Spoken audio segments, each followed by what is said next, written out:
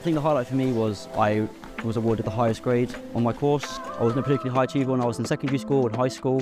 Having such great support from the staff at NTU has led to me being what I think is quite a good high-level student and quite a high achiever academically now.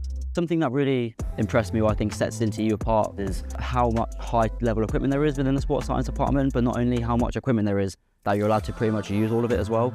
I took part and helped out in a lot of the data collection for a lot of PhD studies that were currently happening while I was doing my masters, and that sort of helped me, one, get really good experience in doing practical research, but also get to know what it's like to do further education and studying and things like that. By taking part in the research methods modules and the statistics modules that you'll do at NTU in sports science really give you more of an appreciation of what goes into doing good research. So NTU has definitely provided me with the skills and expertise to go and pursue a career in academia, which is what I'm hoping to do after I finish my PhD.